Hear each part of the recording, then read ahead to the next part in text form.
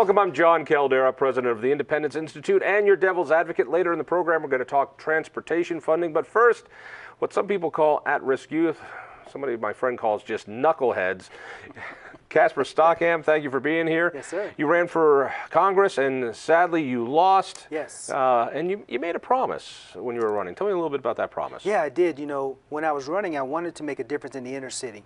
I wanted a way to use my congressional seat to actually do good in the community. I think most politicians just, they run, they get in office, and they forget about the people who actually need their help.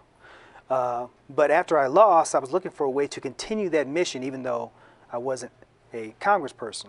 And I found Project Purpose. There's nothing you can do to help people unless it's through government. So it doesn't matter. You can't help anybody. But right. Maybe our friend Don Murphy with Project Purpose can do so. Don, thank you for being here. Tell me about Project Purpose. Well, Project Purpose was created to help our youth to create that passion and purpose in their lives. It's built basically off of my experience, you know, the good and the positive. And so with the good and the positive, that's good. Well, that's good stuff. I like that. You know, with you know what's been good for life. Me. Well, you know what's been good for me and the negative. You know, so I'm a family man. Was raised with morals, values, discipline, good discipline. You know, a lot of things that I feel that we've lost. You know, as a society, and so those pieces are in this program. My experience going through school, it was very challenging for me going through school with the cookie cutter system in terms of a teacher sitting in front of the classroom. You know, didn't work for you. Didn't work for me. Yeah. I mean, they were good. It just didn't work for me. So I struggled. I repeated, John, the first grade twice. Okay, that's how difficult it was for me. But not once. Twice, bro. Twice. And so you took 3 shots at it. Yeah. Is that what I got? You know, and so that's an achievement. At least you're breaking records. Well, there. hey, yeah. You know, when I get in second, I thought I was prepared, and it repeats itself. I'm struggling, but my second grade teacher was phenomenal. She invested into her students, and you would find myself in other students after the class that she would show you, you know, ways of how to get the answer and just kind of uniquely to your style of learning. Right. And so, but after that, I just continued to struggle. So I found myself in 7th grade, just, you know, struggling, what have you. My 7th grade teacher, Mr. Rowland, phenomenal teacher, invested in me as well. Took time after school, say come during your lunch hour. But he showed me ways to learn, and I started getting it, you know. Yeah. But my other subjects, I struggled horribly. Speed up to high school, I meet my sophomore teacher, Mrs. McCaffrey, and she was the same way. She invested, you know, and she would show me ways. But at this time, I was basically one size doesn't fit all. It doesn't. And while you're on the campaign trail, and you're seeing people who are struggling, particularly kids, and I asked you before, they're at risk. That's what I keep hearing. These are at-risk youth. Yeah. You used a different term. You said no, they're knuckleheads. No, they're knuckleheads. What do you mean? But well, you know, they're knuckleheads in the sense that they don't have any direction. They don't have the purpose that we're talking about. And the school system is not designed to find their purpose. That's why this program is so great, because our purpose is to find their purpose. In the school system, their purpose is to get them from one grade to the next. Unless you're Donald, then you have to go through a couple times, right? But so with Project Purpose, we're going in, we're finding out what the purpose is, and then we're magnifying that. Whatever it is, if it's design, if it's singing, if it's music, if it's production, whatever it is, we want to make sure that child flourishes in that particular purpose. Or else what? I mean, what are you worried about? You know, if they don't flourish with that. If they don't flourish, then they're hitting us outside the head when we're walking to our car. You know, these kids need a direction, and we as adults have failed them. In my opinion, we've failed them because we're not guiding them in the right direction so that they can achieve their purpose. And if we don't do it, we're going to see what we're seeing now in the inner city. Well, I guess it begs a question. Project Purpose, purpose, what is their purpose? We don't know until we talk to them. But we have kids that have gone through this program, and we found out what the purpose was. One young man, he thought his purpose was to commit suicide and die. literally. Yeah. It's achievable. It's very It's achievable. achievable. Okay, but that's what he thought his purpose was. But now he realizes he has a talent in design, in drawing and design, and he's going to be one of our instructors because now he has a fulfilling purpose. He has a mission for his life beyond trying to commit suicide. Let me try it with words that work for me. Okay. So you've got kids who are lost, and it's a tough time. You mentioned Sure. it. It's not easy growing up, and you're lost. And you look around, and it seems like everybody has their stuff together, Right. when in fact they don't always have their stuff. They just look like they have their stuff together.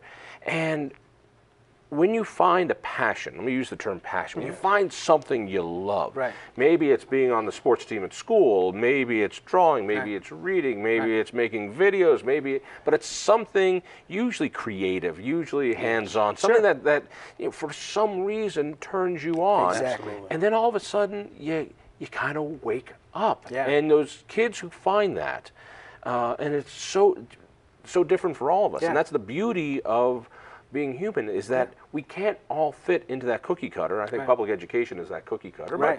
but we have different passions. Yes. So you see a kid in trouble. What does Project Purpose do?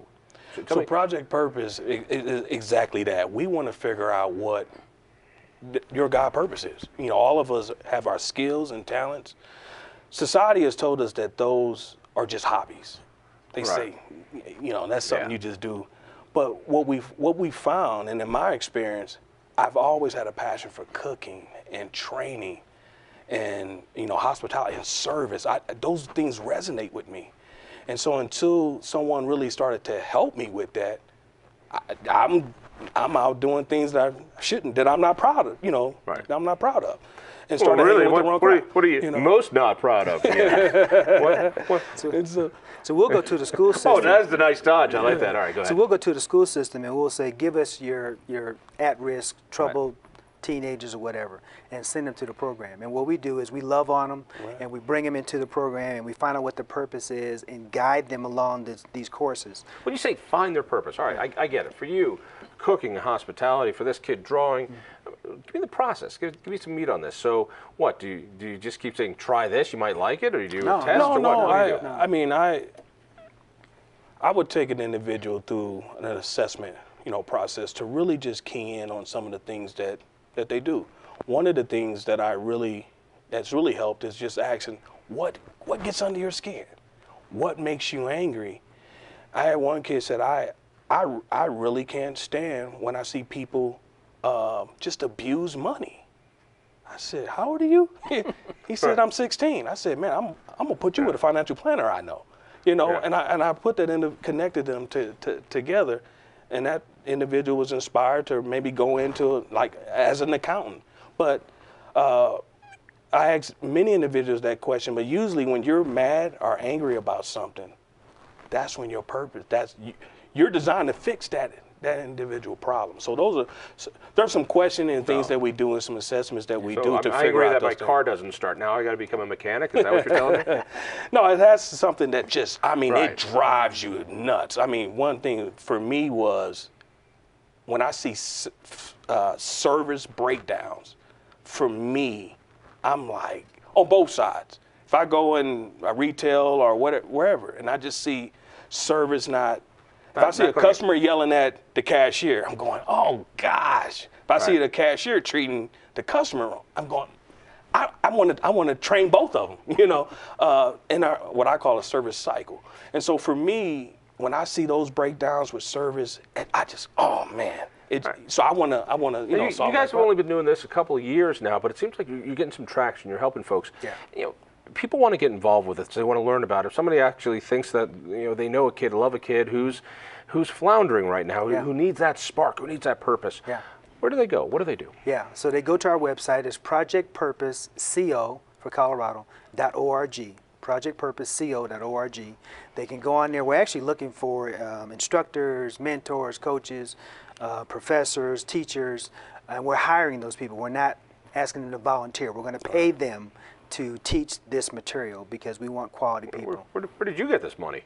I didn't know you had any money. We got a little money, and we're going to get a lot more because this is a very needed program that wouldn't be putting those people through. Let's talk a little real fast. Okay. But not only do you need those people to help, you also need those kids who need to be helped. Yeah. And I'm betting you need a few dollars too. Yes, Yeah. sir. If people find that information on the website as well. Yes, sir. Absolutely. Yes, sir. All right. Yeah. Hey, best. Finding the kids is easy.